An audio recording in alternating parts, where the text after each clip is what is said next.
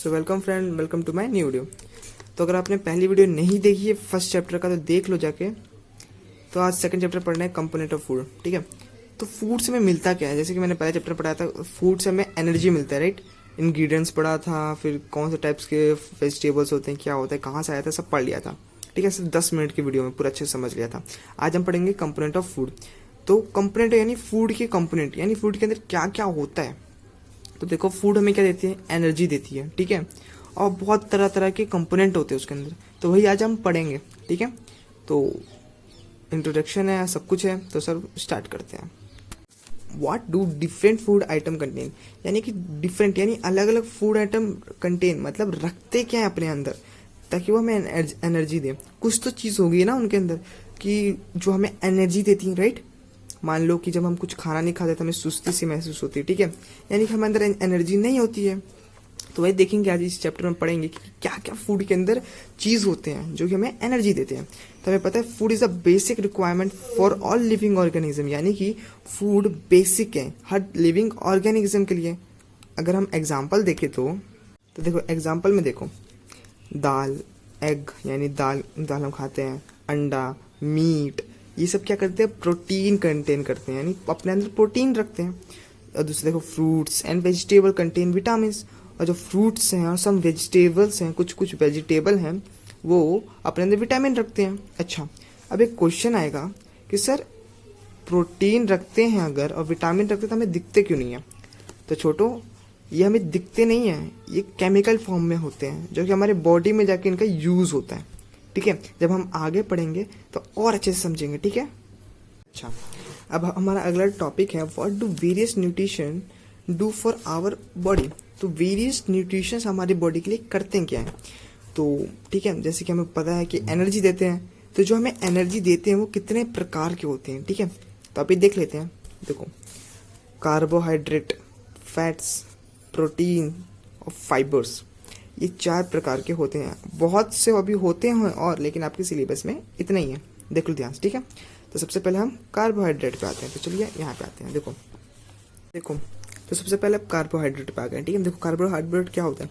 Carbohydrate are present mostly as starch, यानी कि carbohydrate starch के फॉर्म में हमारी बॉडी के अंदर होता है। अब कुछ पोर्शन होगा कि स्टार्च क्या होता है। ठीक है, स्टार्च एक केमिकल फॉर्म में होता है। ठीक है, अब ये समझ में नहीं आएगा अभी आपको, बस ये याद रख लो, कार्बोहाइड्रेट, फैट्स, फाइबर्स और प्रोटीन्स हमारे बॉडी के अंदर होता है, वो अलग अलग कंपोनेंट से आता है फूड के। ठीक है, अच्छा, तो कार्बोहाइड्रेट किसके फॉर्म में होता है? स्टार्च के फॉर्म में होता है। ठीक है, बॉडी के अंदर, और हमें क्या प्रोवाइड करता है? एनर्जी।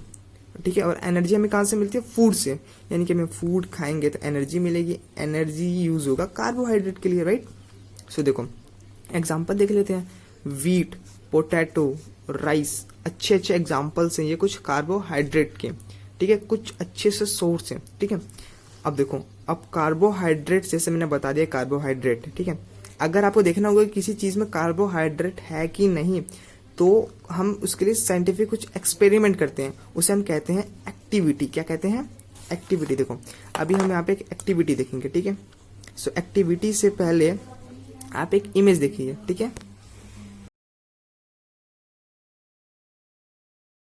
तो जैसे कि आपने फोटो देख ही लिया होगा। ठीक है, तो उस फोटो से हमें क्या पता चले? वो एक्टिविटी है। ठीक है, वो एक्टिविटी कैसे, थोड़ा बता देता हूँ। देखो, we check the presence of carbohydrate, जैसे कि मैंने बताया कि हम किसी भी खाने में कार्बोहाइड्रेट का प्रेजेंस चेक कर सकते हैं, यानी वो है कि नहीं है। कैसे चेक करते हैं? By putting some drop of iodine.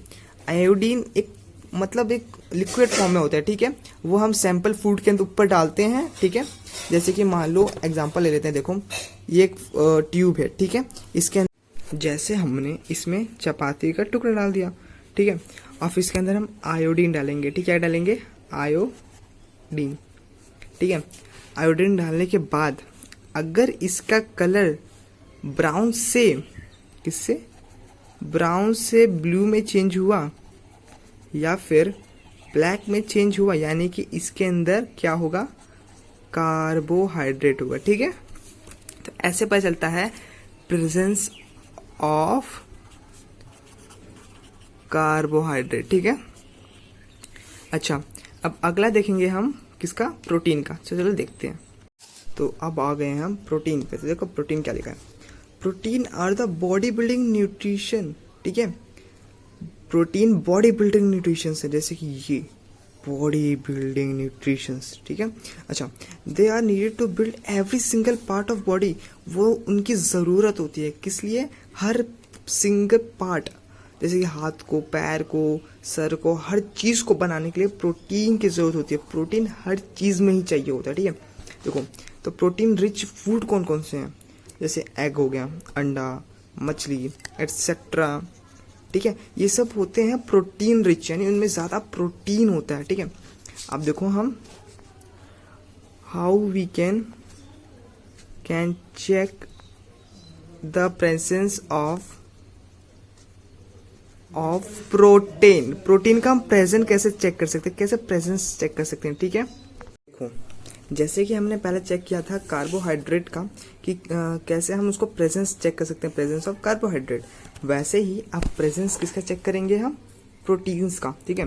So protein का प्रेजेंस चेक बहुत इजी होता है, ठीक है। देखो, सबसे पहले क्या करते हैं, एक ट्यूब लेते हैं, जैसे ट्यूब लिया, इसमें हमने पेस्ट बना दिया, किसका, किसी चीज़ का भी सैंपल का, जिसमें हमें चेक करना है। मान लो कि मैंने इसमें डाल दिया चपाती को पीस कर, ठीक है, चपाती यानी रोटी, इसका पेस्ट डाल दिया, ठीक है। अब इसके अंदर क्या डालेंगे, कॉपर सल्फेट और कॉस्टिक सोडा। कॉस्टिक सोडा और कॉपर सल्फेट यूज होता है to check the presence of what, protein. तो यह मैंने लिया कॉस्टिक सोडा लो या फिर कॉपर सल्फेट लो, तो मैंने लिया कॉस्टिक सोडा लिया और उसमें डाल दिया, डाल दिया, ठीक है। अभी डाल दिया मैंने इसमें, अगर इसका कलर पर्पल में चेंज हो जाएगा, colour changes to purple the presence of protein confirm, यानी कि अगर मैंने जब इसमें कॉस्टिक सोडा डाला और इसका कलर किसमें, पर्पल में चेंज हो गया, पर्पल में, तो ये बताएगा कि इसके अंदर क्या है, प्रोटीन है, ठीक है।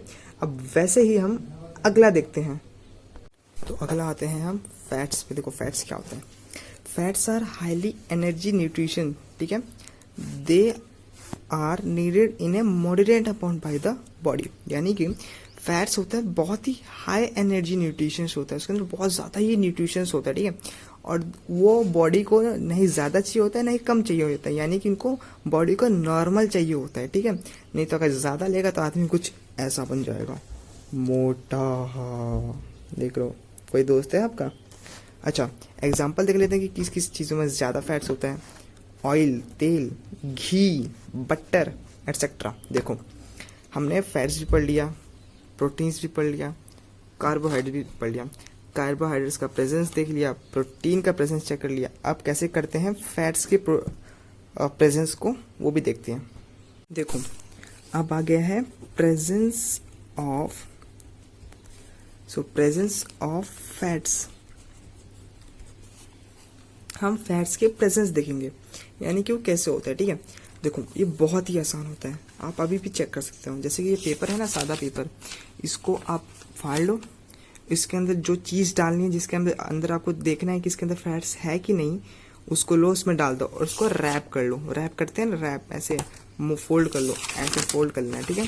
फोल्ड करने के बाद अगर उसमें ऑयली टाइप कुछ आया तो इसका मतलब उसमें फैट्स है। देखो, जैसे एक पेपर है, ठीक है, इसको क्या करना है, इसके अंदर जो चीज़ आपको डालनी है वो डाल दो, चेक करना है इसमें प्रेजेंट डाल दिया, इसको अब कर देना है रैप, ठीक है, ऐसे ऐसे रैप कर दिया आपने इसको, ठीक है।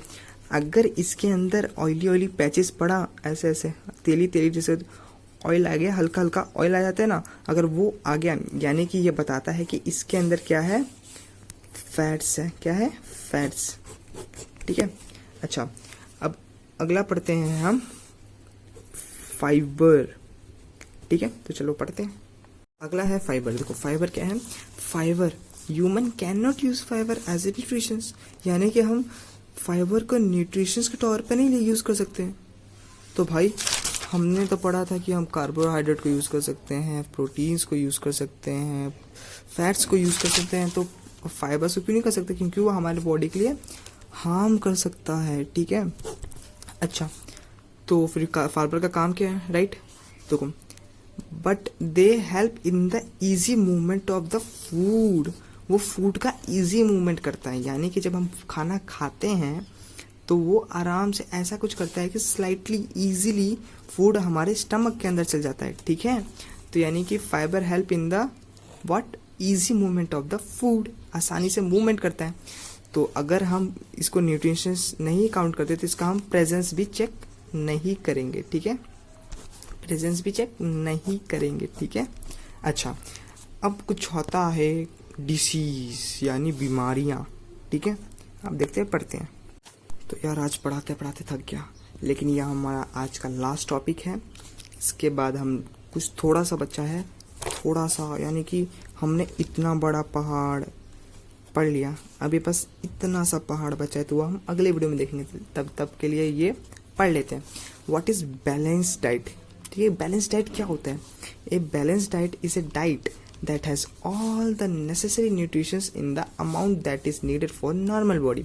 यानी कि बैलेंस डाइट वह डाइट होती है जिसमें जितने सारे न्यूट्रिशंस चाहिए हमारे बॉडी को, उतने ही ज़्यादा न्यूट्रिशंस हमारे बॉडी के होते हैं। यानी कि मान लो, देखो ये एक इंसान है, ठीक है, इसको चाहिए 2 बनाना, ठीक है, 1 एप्पल, बस, ठीक है। अगर हम इसको बस ये इतना ही खा सकते हैं, ठीक है, इतना ही ये खा सकते हैं। लेकिन अगर मैं बोलूँ कि भाई तू 50 बनाना खा ले, बनाना, और 5 एप्पल खा ले, तो खा पाएगा? खा लेगा, लेकिन वॉमिटिंग करने लग जाएगा, उल्टियाँ करने लग जाएगा, पेट दर्द, सर दर्द, बहुत सी बीमारियाँ हो जाएंगी। इसीलिए ये आदमी बैलेंस है, यानी कि वो अपने हिसाब से ही खाना खाता है। और ये आदमी बैलेंस नहीं है, ये वाला आदमी बैलेंस नहीं है, क्योंकि ये 50 बनाना 5 एप्पल खाता है, जो कि इसकी लिमिट में नहीं है। यानी कि कहने का मतलब बस यही है कि बैलेंस डाइट वो डाइट होता है जिसमें हमारे बॉडी को जितना न्यूट्रिशन चाहिए होता है, जितना खाना चाहिए होता है, उतना ही हो हमारे बॉडी के फंक्शन करने के लिए, ठीक है।